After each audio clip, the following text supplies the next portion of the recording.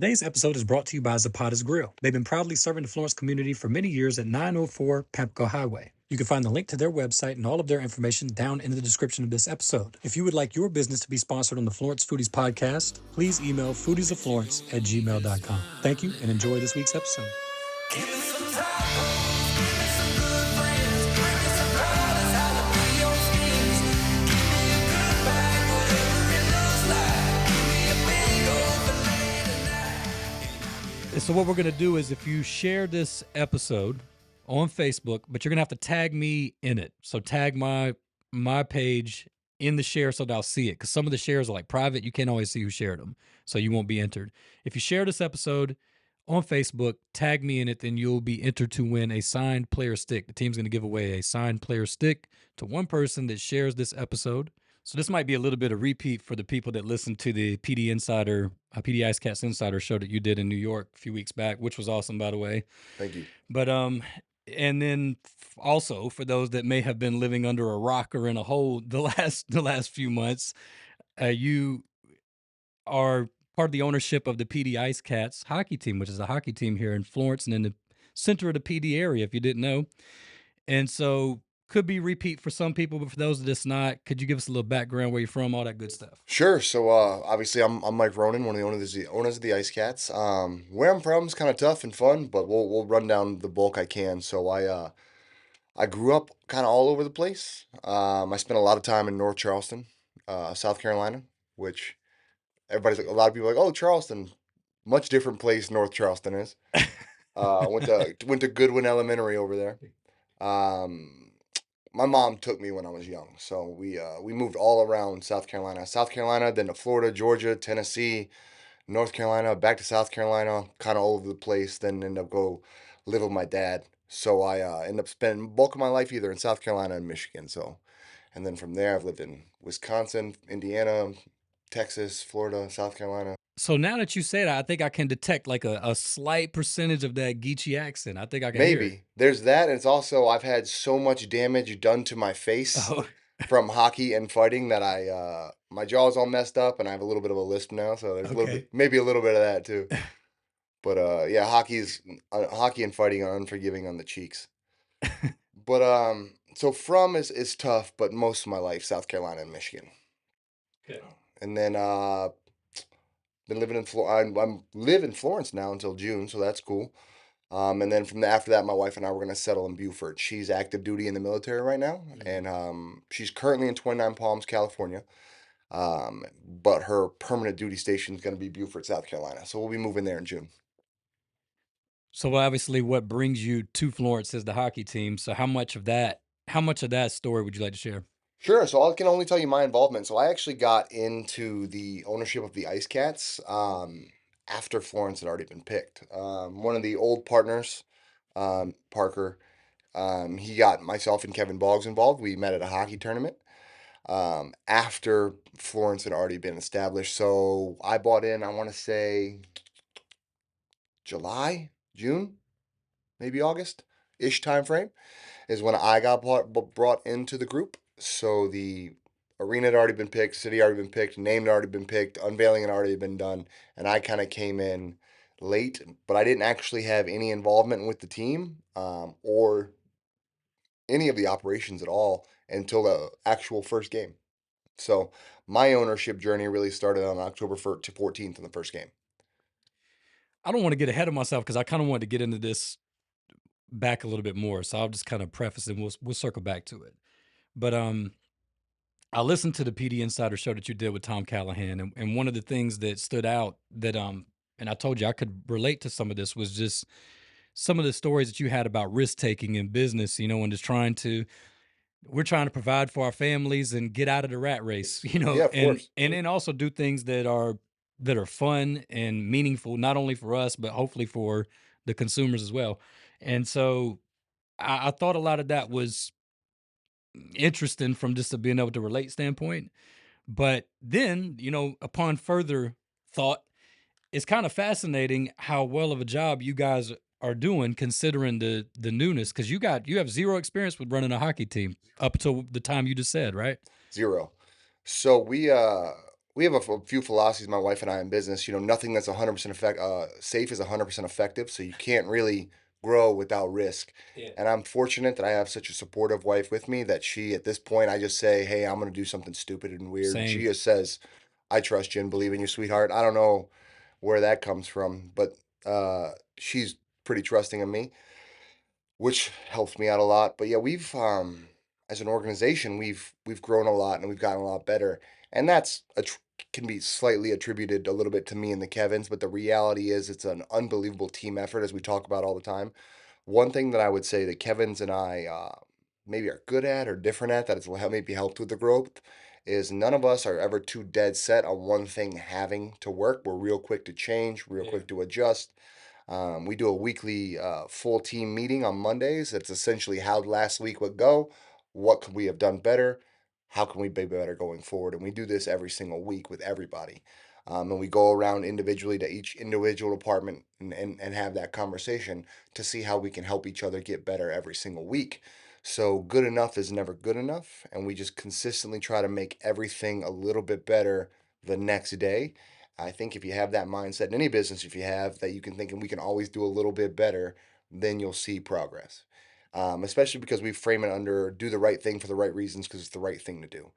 When you and what I found in a lot of the businesses I've run or business I've consulted for, if you try to make short-term financial based decisions, you are already behind. And if you're trying to make money tomorrow, you're behind. You're 6 months behind. You're 8 months behind. You need to be planning financially for 6, 8 months, a year from now. So if you can focus those decisions around doing the right things as opposed to I need to make money back immediately, then you can make good decisions which allow your business to grow exponentially. Good explanation. That's great explanation. So the Florence Center, basically, on that note, is like a different place than it was 6 7 months ago. It's kind of amazing. We've And had oh, I'm sorry, please. no, I was just gonna say, and then with the broadcast as well. I think these little nuances and notes, people might not really appreciate how valuable some of that is. I think a lot of fans do, but some don't though. And I mean, like the addition of Tom Callahan, that was huge. Well, yeah, I think you said it yesterday. It's if when you watch other teams broadcast, you realize just how thankful and lucky we are to have Tom. Yeah, So 100%. him coming in, not just his buttery smooth voice and ability to explain the game in such a fantastic way, but his years of experience have allowed us to say, hey, these are how things are supposed to run in the booth. This is the equipment that I need to make this broadcast better. Let's contact X sponsor so we can adjust this commercial because the sound needs to be a little bit better here. Insert 1,000 things that Tom's does that I could never understand. But the minute he showed up, he added an intense level of professionalism to that booth and an entire team, and that trickled all the way down through our social media, reverberates through the building on every aspect of everything we put out to our fans, and it's hard not to get better when you have a guy that's world class up there. He is. I mean, it's obvious. How did he come into the fold? So he was friends with Scott Brand and Kevin. Okay. So I think he's known Scott Brand just from both of them being in the hockey community for a really long time. To be honest, I don't know. There's just kind of one day I heard a Tom had appeared. So obviously we had Dandy initially, for reasons that Danny ended up no longer being a part of our group. But whenever I found out, I went to the moment in the same breath that I found out Danny was no longer going to be involved with our group. The next words were, "But don't worry, we have a guy named Tom Callahan." So Scott and Kevin and KC had already gotten that lined up. So Shout out to Uncle Scotty. yeah, right. It was pretty easy for me. I just had to the two people around me with much more experience in this type of stuff had already had somebody world class lined up. So that worked out fantastic for us.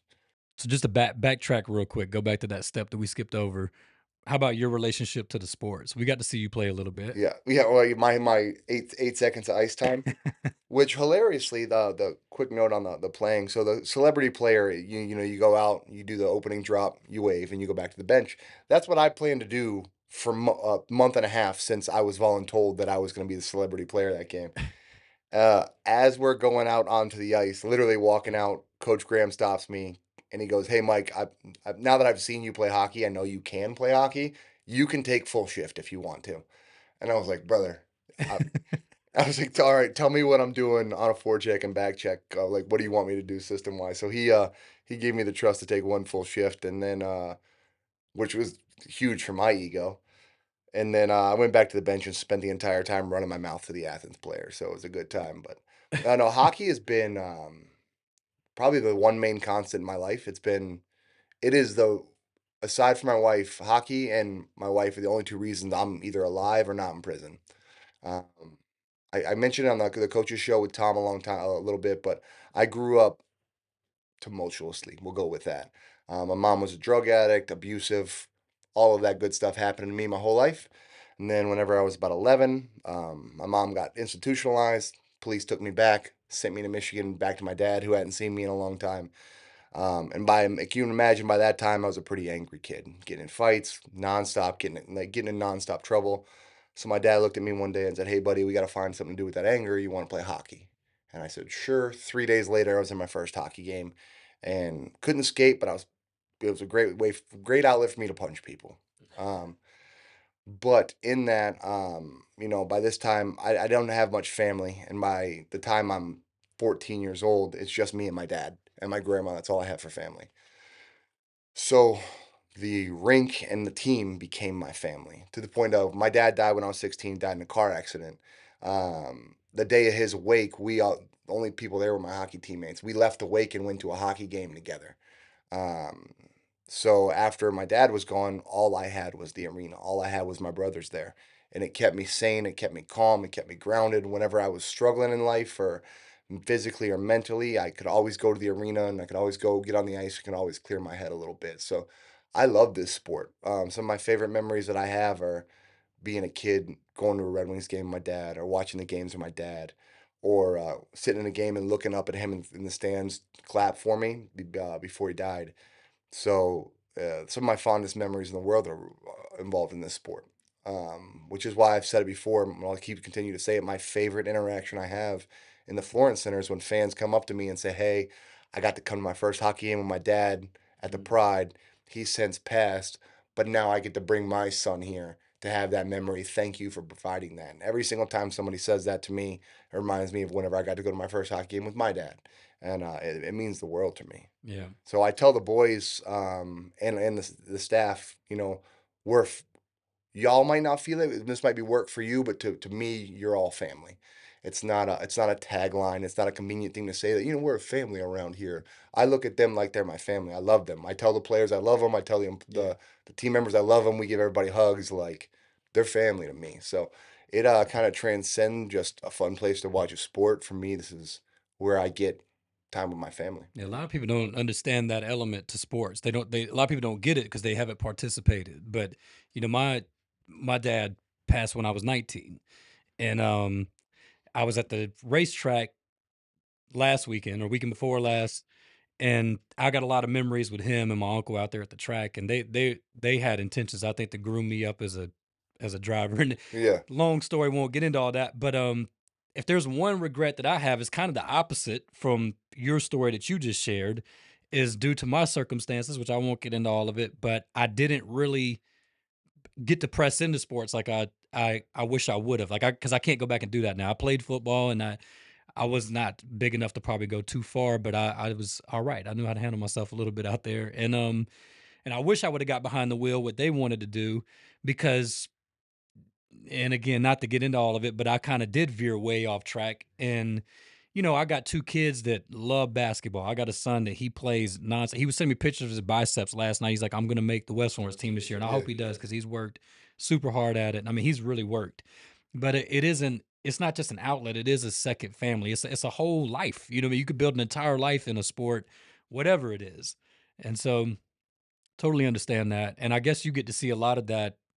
I guess it would be a little bit different. So how much can you talk about, like, the dynamic of these players in this league? These guys are coming from all over the place. There's a lot of movement. How much does that element really resonate in a PD IceCats type locker room? I think it's unbelievably important, and personally, I think it's one of the things that a lot of ownership groups in professional sports, but especially hockey and in the non-NHL levels, overlook. Players here are used to being, especially in the FPHL level, they're used to be treated like commodities. Um, you know, they're often, I took some of the captains out one of the first weeks that we owned the team, and they were very uncomfortable going to dinner with me. And I asked them why, and they said, "Mike, a lot of us, the only reason we've ever talked to an owner is for him to yell at us, like." and you're taking us out to dinner asking us what we need. Um, Jeez. and I'm disgusted by that. These guys work their tails off. They're professionals. They work hard to take care of their body. They put their bodies on the line. They go play as hard as they can to do as much as they can for themselves, but and for the teams they represent. And they're often not given that love back organizationally. It's felt from the fans, but often not from an organization. So one of the things that I've been the most proud of is whenever I talk to players, whenever I get to meet their families and their families and their moms or dads that come up and they hug me and say, "Thank you so much for taking care of him here," or showing, "Thank you so much for giving him respect." So these type of things are really important to players, and it's overlooked a lot of places. And a lot of guys miss home. Obviously, we have a lot of teams from Europe, a lot of players from Europe on our team, so it's nice they get to come together that way. But it's everyone is away from home, so you try to make it as homely as possible. You give them good place to live. Um, Try to give them good access to food. The meet and greets we get together that gives everybody time together to have like a meal together in the community. But I think that that family part of really trying to grow more than we're just coworkers is really, really important and often overlooked in a lot of organizations. How hard do you think it is for players to kind of like separate where two things can be true at the same time? I feel like sometimes I double talk, but because I'm trying to explain something that's hard to explain. But like as a fan of a sports team, the logo on the front of the jersey and Coach Graham, he says it like every week. That's great coach talk, and that's like the perfect thing to say. But it really is from a fan standpoint that way because players come and go, but yet this is our team. In this Right. case, this is your community team, but at the same time you can have that kind of compassion and that type of empathy towards the players, that these are actual people with actual families and actual careers and you want to see them doing well. It's like both things can coexist. I think they can, because obviously there's the name on the front's more important. It's easy to say, but at the same time, that name on the back should be probably that most important to that player. So I think we find a way to emphasize that or kind of make it important that we're taking care of the players and the fan base is we've adjusted the hierarchy of importance. Myself and the council of Kevin's, we say things like whenever we're in the building, we're the least important people in the building. The way we look at it is we work for everybody else in the organization. They don't work for us. If you have as an ownership of your business, I believe if you think that you're the most important person in the building when you walk in, it's going to be hard for you to get respect. But if we look at it as we work for everyone else, so we're going to do everything we can to take care of. My role in our organization is the players, so I take care of the players. My thought process is then the players are going to take care of the fans, and if the players take care of the fans, then the fans are going to take care of me, and that's just kind of way that's going to work. But you can't just expect things to come to you. You have to have that good back and forth and show love and compassion and take care of someone to get taken care of back. So I think if you change the hierarchy of how you look at your business, especially in sports, and you remind that you work for the players as the ownership or the management, they take care of the fans, and then the fans take care of the ownership and the management. It's kind of how we've framed it. And so far, I think that's what's allowed us, not allowed, but been a big aspect that's allowed us to build so much so quickly, because people see we're doing the right things for the right reasons. We're showing love. We try to be as upfront as an ownership group as possible. Obviously, there's some things we keep under the table because it'll always have to be. But for the most part, as I've said during the town hall, you guys spend a lot of time, energy, effort, and money with us. The least we can do is as much as possible make you feel involved in the decision making or understand why the decisions we are made, because it's your team as well. Yeah. Well, y'all do a great job with that. And so I feel like I spend a good bit of time like playing both sides of the fence, Yeah. just trying to, because I see things you got, and I mentioned this in that show yesterday, but you've got the Facebook group, you've got the live streams, you're at the games, you're meeting people in the community, all this type of stuff, and a lot of comments get made, and you hear them. And so, just as an example, like this past week, watching the games this week, and you see comments down in the live stream, and people are like questioning coaches' decisions and all that type of stuff. And I just try to point things out that, like, just to bring balance. So Yeah. I'm like, guys, you realize that there's guys in the rotation that have never played at all with the team this week. And then you're all the factors, like you're on the road, playoff team, team that you've beaten all year and maybe shouldn't have sometimes. So they're probably, I would have to guess, they're men, they're athletes, they're competitors. They're probably a little ticked off and have something to prove. And there's a lot on the line.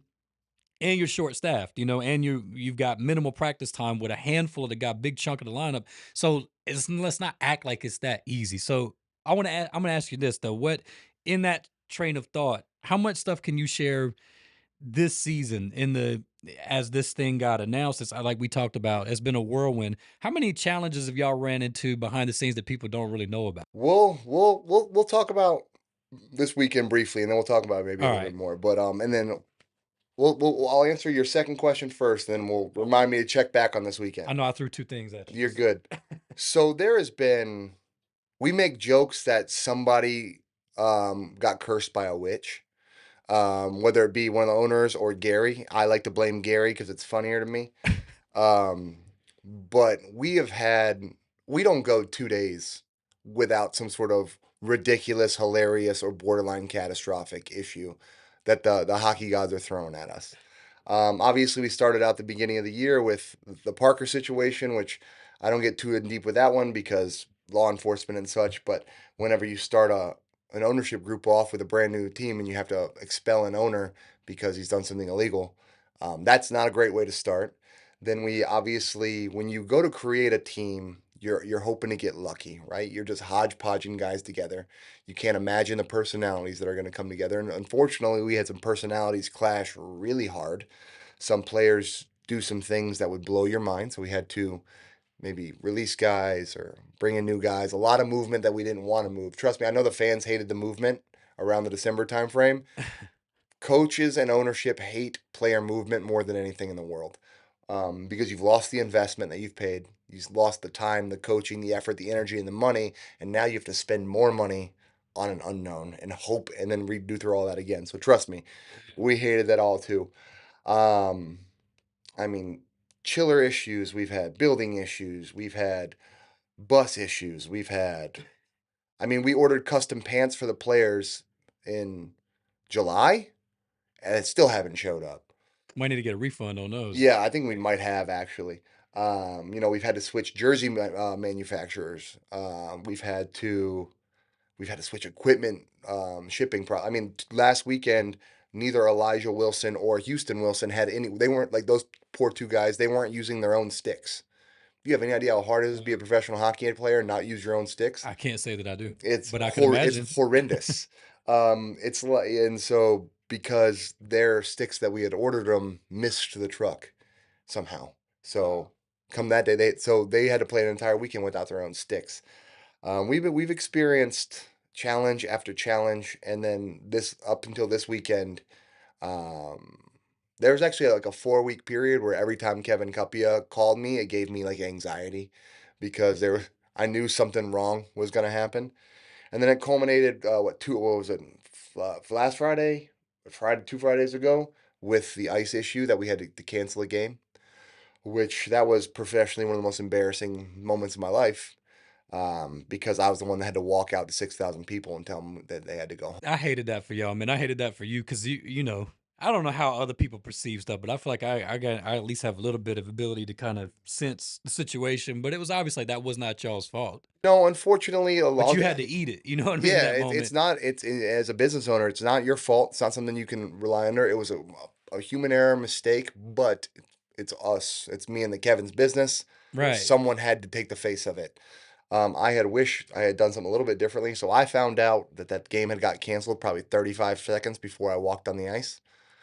And they're like, "Oh, we got to figure out what to say to the fans. We got to get all this information." And I said, "No, they've already been sitting too long. Let me just tell them what's going on because they don't deserve to wait quietly." And then I walked out, looked at 6,000 people, and thought, "Man, I probably should have rehearsed this a little bit." I was making them as I go. Then people started booing me, which I thought was hilarious.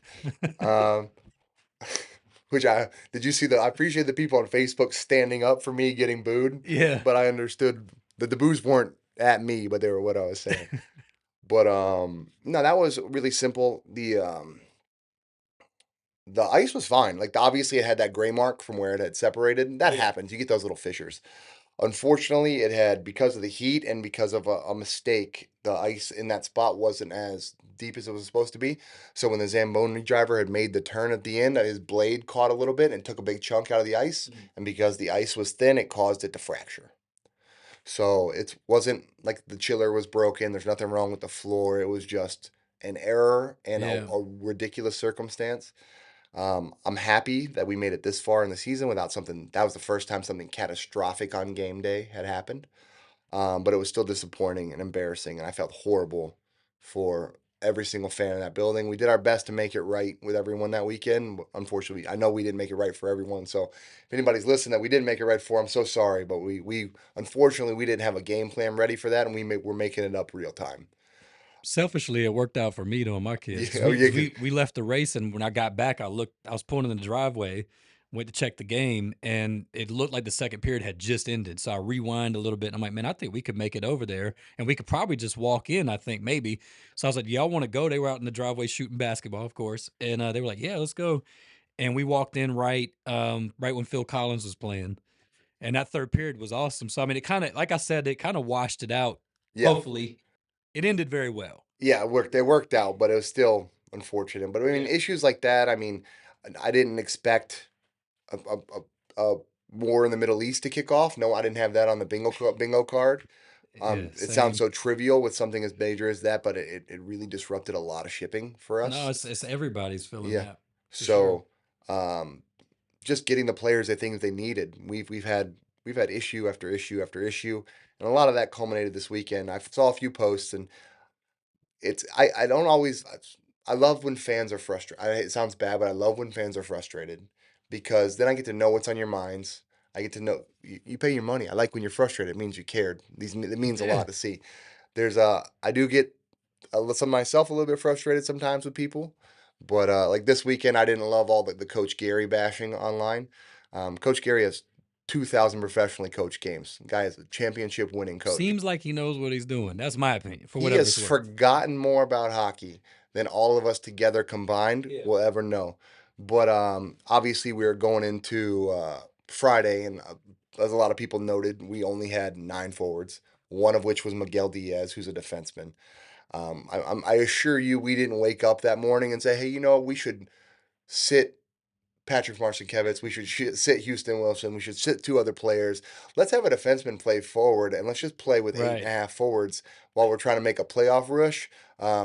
This is really going to help us secure this playoff spot." Right. I assure you, that's not what happened that day. That was one of those you wake up kind of days, and things just steamroll and go off the rails, and issue happens, and then on towards the end of the year, players get banged up, and sometimes small things turn into big things, and or medically a guy can't get cleared for something you thought he was going to get cleared, and we take listening to our medical staff very, very seriously, or something is, there can be equipment malfunctions, stuff can get forgotten, there can be issues.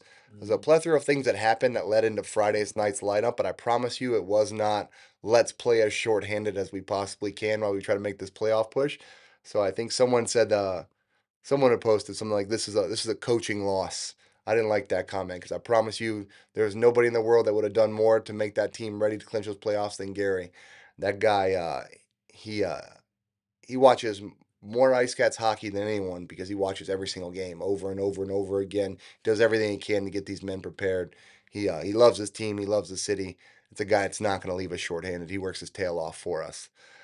Just unfortunately, culmination issues happened Friday that we couldn't control, which led to us going into a game that we still were up. We were up 3-1. I thought we dominated that game. We had a 5-minute breakdown where they scored 2 goals.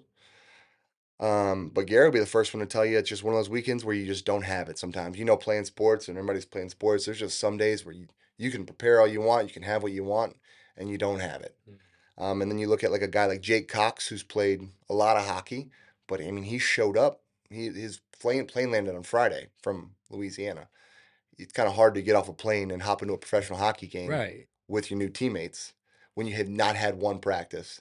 And then poor Ivan, I, Ivan didn't know he was gonna be a PD Ice Cat at 2:30 p.m. that day, and he was in New Jersey. See, I didn't know it was that deep. Well, once we found out about Ivan and his interest in the team and interest in us wanting him and how he's very good friends with Alexander Lakoff, by the way. Okay. Super nice kid. Ivan's hilarious. He's a super good kid in my limited interactions with him already. But we found about that he existed that morning, got him signed that afternoon, Yeah. and got him a flight from because well we want him to get because you have to get in the FPHL you have to play 5 games to be eligible for playoffs. Yeah. So if we want the kid on the team and he wants to be on the team, we've got to get him his 5 games, which means he has to be here for this first game. He got off of the plane in I think Charlotte. Uh, Xavier Abdallah drove down and picked him up in Charlotte, drove him up. Ivan walked in the building on Saturday night as warm-ups started. So that just causes me to double down on, and because I see the same comments that you're talking about. That causes me to double down even harder on what I was saying yesterday. Like it's not, regardless of level, this is a professional hockey team Yeah. playing another professional hockey team in a meaningful game late in the season. And like you got a guy that just hopped off the plane, and then another player drives down from Virginia to go get him on game day, hours before the puck drops. You can't expect that to just be as a smooth for a coach to deal with the smoothest scenario. No, and so Ivan walks into his first professional hockey game, and we're That's fitting crazy. him for his helmet while he's putting his skates on. Yeah, That's that's why nuts. he did warm-ups as a rookie with no helmet, which he has certainly got fined by the team for doing because we didn't have his helmet ready. So, but that's not good circumstances for a kid. And then Patrick Marcinkiewicz, who was dealing with a little bit of an injury, he wasn't cleared to play Friday. We got him cleared to play Saturday morning. I literally picked him up, drove him over to the golf course. We parked, and you look over, and our team doc is sprinting out of the wood line. So she got him in my car. She's getting him repaired to make sure he's good to go. She gives him the all good to go. He gets in my car. Me and him drive to Virginia, and we got there at like 6 p.m. So Yeah. Patty didn't have his day of preparation. He didn't get his nap. He didn't get the food he normally gets. He didn't get any touches. He hadn't practiced in a few days, and then he's expected to step on ice, play a professional hockey game against a team that's won 7 games in a row. They're streaking. That Blue Ridge is a good hockey team. Yeah. I know it's easy to discount some of the teams in the other conferences, but that Blue Ridge is a good hockey team. Yes, we had beaten them 8 times. That's a good hockey team. It's not a team you can just walk over, and anybody Right. thinks that is wrong. That's a good hockey team. They're going to the playoffs. That is a playoff team. And so circumstances that we did our best. It's one of those weekends where you did the best of what you can do. Um, and just it was stacked against us, and I was proud with how the guys responded. More than anything, I'm proud of how they're going into this week of preparation and the mindset that they have getting set up for this week. And the team that goes on the ice Friday is going to be much different than the team that went on the ice last Friday. So let's talk about that for a minute. So just kind of moving forward, because it's not all hope is not lost. Oh, absolutely not. And this is it seemed for a long time that it was going to come down to this anyways, probably in a large way. And it could, the team could clinch this weekend. So you tell me how accurate this was, but I made a lengthy attempt to point out that in my limited estimation, I think that this week of practice, because of all this, so you just had a guy that got off the plane. He hasn't even been able to practice with the team, but this week he can. So I would imagine that this week is huge because the roster that you've got now is pretty much what you've got going into this push. And this is really probably the first week that they all get to practice together from that standpoint, coming into at least standings wise up to this point in the season, the biggest weekend of the season. Well, there's a few things to keep in mind for people to because you mentioned a lot of the newer guys. So guys, well, as we talk about our roster real quick, just some as people learn to at home GM. There's a few things you have to keep in account. One, remember, because people ask about the roster during the games, they wonder why certain players are in, why certain players are out. You remember, you have to have 6 rookies on the ice in your game roster in the FPHL. So there has to be 6 rookies in your lineup for the game. So that's one thing you got to manage. 2, guys have to get their minimum games. A player like Ivan has to get 5 games, but if you had ever played professional hockey before, you have to get a minimum of 15 games in. It's like a Jake Hamilton. I think he's at game 14 now. So you have to get these things mitigated. And then you look at a guy like Hamilton who is known for being a very aggressive guy. He wants to go out and hit people, but he has to keep that in mind. He has to keep that in check because he can't get a suspension because he has to play every single game. So as we're wondering about rosters, remember all of these things has to be factored. Then guys are banged up, so you have to mitigate those kind of things. So just as we learn to GM, you got to remember sometimes it's more than let me just put my best possible players on the ice. You can't just do that every That's day. a good point. I didn't know that about the rookies. I Yeah, know you. you have to have 6, Okay. which will answer what I know is seen in a lot of questions. Obviously, everybody's seen Gage backing up every single game. Yeah. That's why. Well, I heard Tom mention that on the broadcast. So Gage is a super gamer because he knew exactly what he is here for. He was signed as a rookie goaltender to back up every single game because that gives us that additional ability to have a rookie as well as an apt goalie in case we need someone to go in. But that's why you see the Parker Rutherford, the Brendan Colgan, but they're never together anymore. It's always one and Gage backing up for those rules. So these are the things you have to play within the rules. I kind of got a little bit derailed on what the initial question was. Just talking about coming into this weekend, just where Coming things this are at. weekend, man, I'm looking forward to this weekend. A lot of high stakes. Twin Cities has been playing really well. Obviously, they made some roster moves at the deadline. We haven't seen them with their new depth.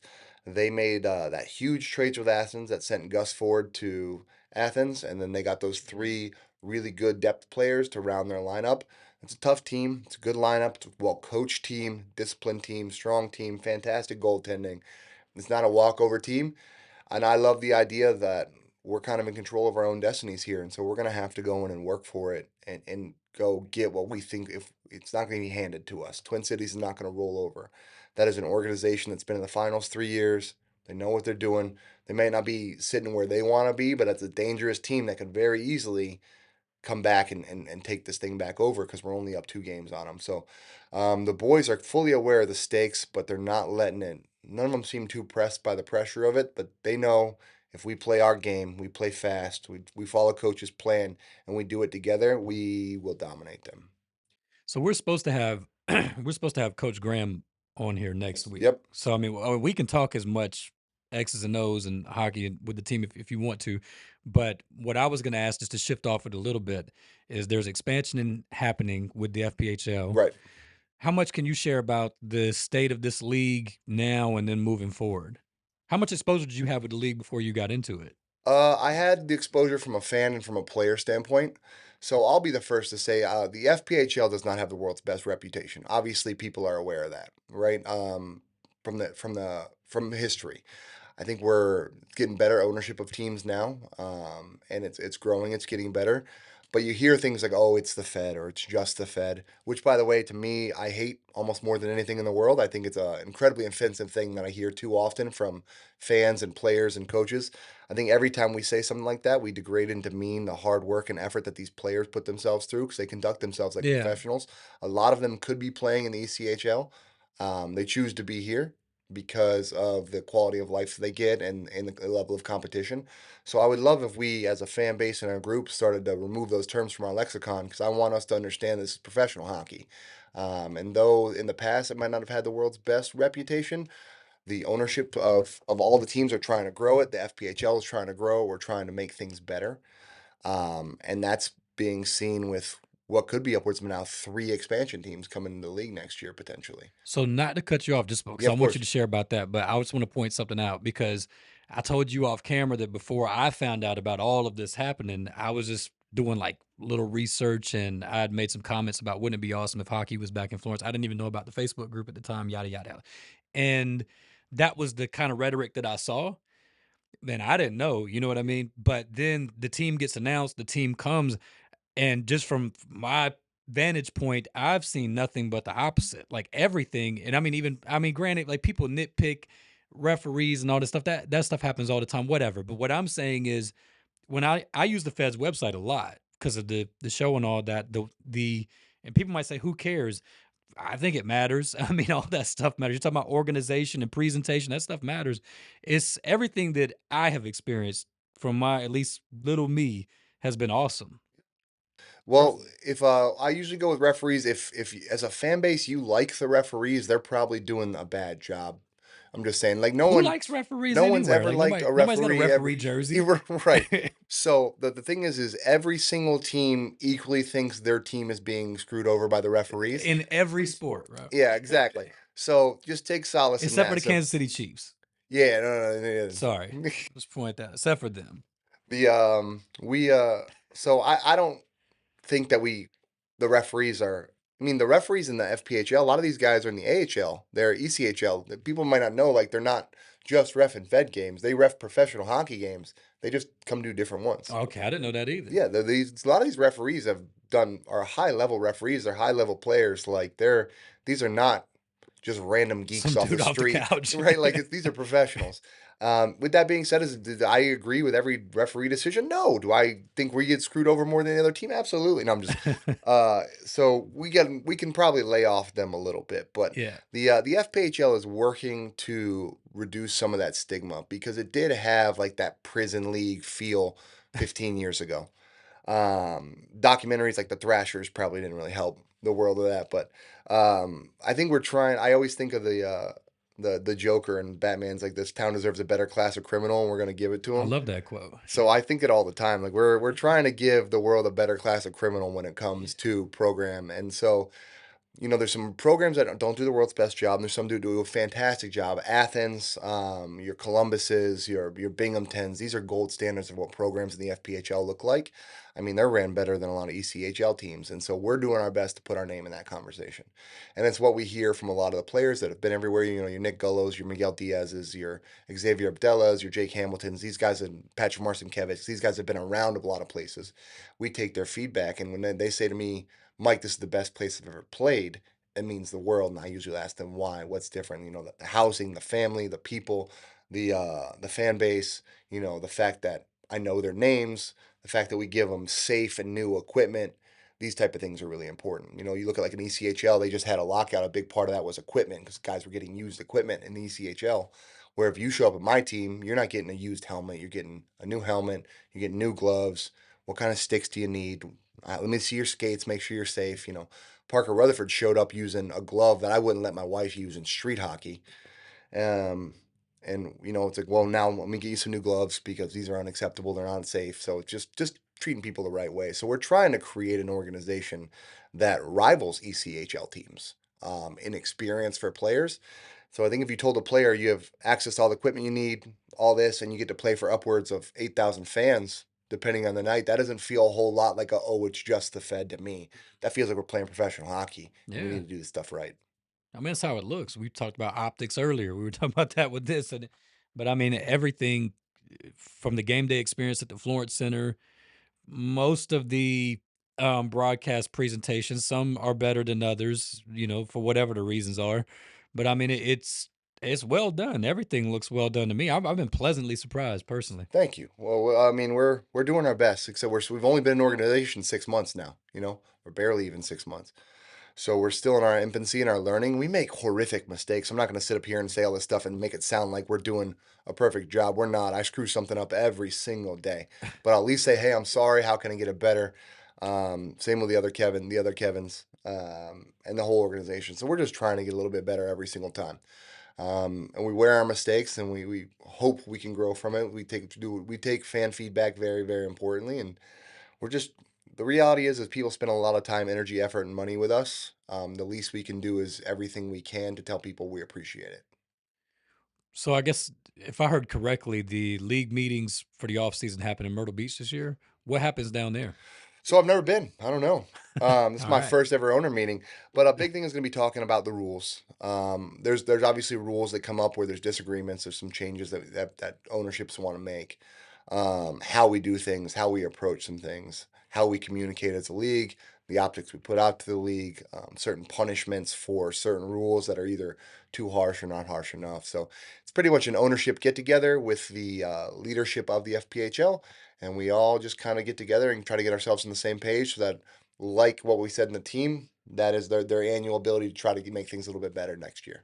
All right, so we'll shift over with this being the Florence Foodies brand. We always tie the food in, Yeah. talk about everything else in the world, and then somehow we'll switch over to cheeseburgers or something like that. So how long have you been in town? I mean, I know you've been in and out, but you're down here for the playoff push. How long have you been? 2 How much weeks. time? I've 2 been here weeks. 2 weeks full time, but I was coming pretty much every other week since October. So you've been able to spend a good bit of time in town. Absolutely, yeah. All right. So in Florence County, we do a segment called our Florence Foodies favorite Florence food item. This is presented by Zapata's Grill on Pamplico Highway, mutual sponsor of ours. So shout out Yep. to Zapata's and Sammy.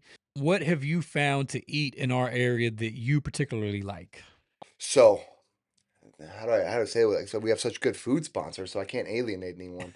No, so I eat very specifically. We'll go that. I'm a intentional with how I eat and what I eat. I also have a lot of I eat like a gigantic toddler essentially. So pleasing me, it's tough and easy at the same time. We'll go. There's two places that come to mind that I go to. If I'm gonna, because I like sitting down. If I'm by myself, I want to go to a restaurant. I want to sit down.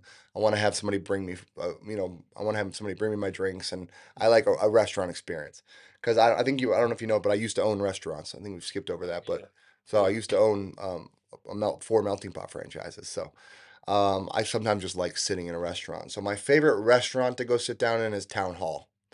Oh yeah, we just had Ryan Dalton on a couple weeks ago. I love their cornbred, and I get Mhm. a fillet with asparagus and mashed potatoes. It's what I get every single time. If it's what I get at most restaurants when I sit down, actually, because I don't really have the ability to change what I eat. Like once I decide I like something, that's just what I eat over and over and over again. So I like Town Hall. I like their small menu. Everything's clean. You can tell it's well presented. It's well sourced. You can tell there's a lot of cares that goes into their food. So I really like Town Hall. But in the world of food, Sarah's Grocery. Have you been out there? No. In I gotta remember the name of the city. I don't think it's technically Florence. It's I gotta look it up now because I can't remember this name. Is Sarah's Grill and Grocery, Effingham. Okay. So it's like it used to be My a little. mom lives in Effingham. My It used to be a little stepdad. Yeah. gas station. It's a cute little place. It looks like a gas station. Yeah. But you walk in and they're serving like buffet style Southern food. No So kidding. pork chops, mashed potatoes, collard greens, fried chicken, and it's fantastic. Shoot. They got little pizzas and stuff. It's very when you go there, you sit down, you eat, and it very much just feels like you're at your grandmother's house when you were a kid, you know? Yeah. And so, Sarah and the whole group there, the whole family's back there washing dishes. They're all being fun. They're lively. They're super sweet people. They also do a fantastic job of taking care of our players whenever they're hungry. They feed them. But the food's incredible, and it's just, you're eating with a plastic fork and paper plates, and Yeah. it just reminds you reminds me being in South Carolina, going to my grandmother's when I was a kid on Sundays, getting fried chicken and Yeah. collard greens and things like that. So I like that. I'm gonna have to check them out. That's right up my alley. I didn't Yeah, even know they I love existed. it. It just looks like it used to be a gas station. You walk in and they have fantastic, just Southern home style food. I can't recommend them enough. That's a great answer. That's the most obscure answer I think we've ever gotten. I That's like what we're that. looking for, That's what really, we. honestly. Yeah, well, go check it out. Go check out Sarah's. It's a great place, good people, good food. Nice. It's they got like a little. They have the section like it's still a gas station, so there's like snacks Yeah. and pops or sodas and all of them on this wall, and then they just got their food on the side. It's great. It's fantastic. Hand wrap brownies and stuff is great. Sweet. I'm You'll gonna love it. add them to the list. Yeah, you gotta check. You gotta go check it out. You'll love it. All right, good answer. Um, well, I know you probably would have a lot to say, but anything in particular, I just kind of give you the floor. Anything you'd like to address the audience with? If I'm just talking to the people of Florence, it's hard for me not to just continue and say thank you. I love that people come up to me and the Kevins and they say thank you so much for bringing hockey back, which I promise all of you, you do more for us than we did for you. It's really easy for us. We got to buy a hockey team. Imagine the opportunity to buy a hockey team and then not doing it. It's like 16-year-old me kicked my butt for Yeah, turning that down. right. So I just get to be a hockey fan. I get to come watch a hockey game, have something to be involved with, something that makes me proud to to put our name on, and I get to meet thousands of wonderful people every single week. But thank you all so much for your unbelievable support. I love people's desire to learn the knowledge of the game. People like you, Jared at the Roar Report, putting out stuff for people to Hmm. learn and grow. It means the world, and I want to. We're going to continue to do everything we can for the community. I know there's so many big ideas and big opportunities that the community wants to do with and around hockey. We're trying. Give us a little bit of grace and a little bit of time. I hate when we can't do everything we want to do. I know a lot of educators reached out wanting to have guys come read to the kids at school, especially after I think Pop Off and a few of them went to a school. And then some people got mad because we didn't respond back to them. We got something like 95 requests the next day. So it's kind of hard to keep up. I'm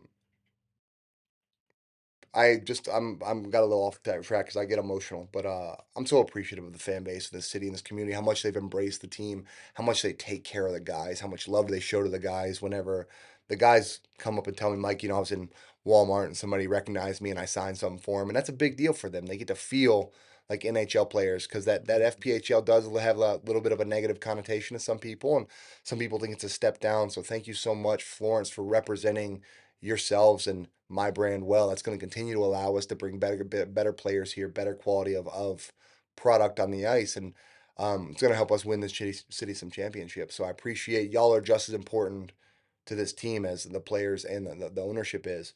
We have definitely one more home game left this year, regular season, before we get into the playoffs, and we will get into the playoffs. And it's going to be on April 4th. We're going to have the Star Wars jerseys, which are incredible. I can't wait to wear them. I'd love to see as many people in that building as possible for Fan Appreciation Night, because I know not everyone's going to make it. I expect that building to pack out for our home game for the playoffs. I love that end of that game, Fan Appreciation Night, because I want to tell as many of you thank you as I possibly can, and show up for the players, and let's really let's leave that regular season with a bang and head into these playoffs as high as possible. It's been a perfect marriage, man, and y'all have done nothing but exemplify excellence on it, and that's what's carried that side of it on your end. And I mean, truthfully, from just a inside experience with the restaurant industry side of things, specifically in this town, I know that Florence can be a tough town because maybe every town can be, but this is my home, so and I mean, it is what it is. But the fact is, you guys have done nothing but respond to the bell every time. And so even in the beginning when certain things, got said, but it's like every time somebody would say something like, man, they should have this. Why don't they have that? It was like the next week you had it. And so, just kudos to y'all, man. Y'all have done a tremendous job. Um, and it's just icing on the cake that there's a real opportunity to make a run competitively. And you mentioned all the cool things about being a hockey owner. I know, I mean, one part of that is you get to compete, so I love what Nick, I think he said it on air. It might have been off air, but when Nick Graham was on, we were talking about this season. I said, I mean, I think that there's a chance, not to get too far ahead, but you guys could really win the whole thing. And he said, me and Gary don't show up anywhere to finish second. No, that's what we've heard a lot. I've heard a lot of people say, and I love the sentiment. That's like, Mike, you all could have showed up and You not could won, have, bro. You and could not have won a showed up single and game. not won one game, and we'd have been Everybody would be happy. And I would tell you, appreciated, heard, understood, but no one in this organization is just good with showing up. Yeah. That's why we've made the moves we've made and spent the money where we spent it, invested where we've invested, because a championship's the goal. Anything less than that, from an ownership and from a coaching standpoint, a player standpoint, we've failed.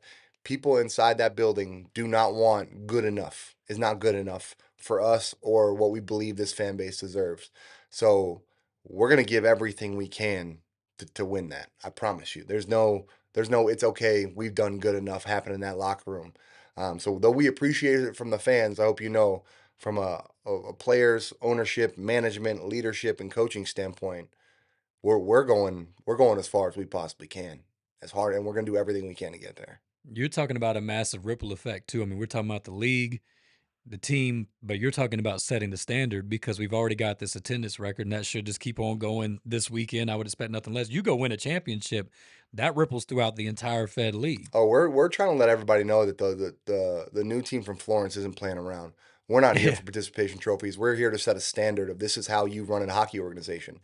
That's a bold statement from a guy that's never owned a hockey organization, and me or the other two Kevins never have before, and a lot of these guys been doing it a long time. Sometimes that might help. You don't have to unlearn stuff. We just yeah right. We don't have bad habits yet, or we don't know about them. But at the end of the day, we're not playing around here. We're not. This isn't just for fun. Like we're trying to win championships. We're trying to put. We want to be the premier organization in professional hockey outside of the AHL, NHL. I want ECHL players saying, "Well, I don't even want to be here. I want to be in the FPHL in Florence because the good thing I'm having there." Because guys, oh, trust me, like the players, they talk to each other. So huge parts for a recruiter. There's a few things that are recruiting. It's what do you get for equipment, which I mean, our team's pretty simple. Whatever you want. Like we have a team deal with Warrior, but if you want something that's not Warrior, you're welcome to get it. We take care of them medically because we have the MUSC sponsor, which does a fantastic job taking care of those players. We have fantastic partners for our housing, so the players live better than where they live most places, and we have the Florence Center. So when guys like Parker Rutherford, who went their entire career not being the most well taken care of, and they get to say, "Hey, I got to go pitch a shutout in front of 8,000 people yesterday," and they tell their friends, those guys go, "Well, I want to go. I want to be a part of that team now." I think I'd said it on the coaches show, and I'll finish with something that was really impactful for me is talking to Nick Gullo, who's been around a few of those guys. They said, "Mike, we were just talking. We all said we've been in those organizations or in those buildings with like Binghamton and Athens, and said, man, it would be cool to play in a place like this. How jealous we are to play in a place like this, and now we're turning into the place that players are go, wow, I'd love to play in a place like this." And it can only get better.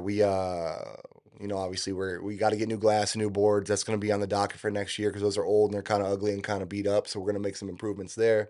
I know the city is now that we've become a better partner to the city, and they're seeing that we plan on being around for a long time. I know everyone around was worried that we were going to be here for a year and then leave. It's not happening. We're not going anywhere. I want to be here for a very long time. So I think as the city realizes that, they're putting more money into the Florence Center to make that experience better, a little bit more accessible. I know they want to make parking a little bit easier. I really want to I really want to work with the city about getting a municipal rink, putting the greater Florence area somewhere so that way we can get some good kids programs going sooner rather than later because it'll be hard to do out of the Florence Center. So I think we need a municipal arena, but the city's really working hard for it with us to make that experience better and better. And we're going to continue working to put the on ice product better and better and continue to have the fans. If y'all continue to get together and show up and put butts in seats, the more butts in seats, the more we can do for y'all.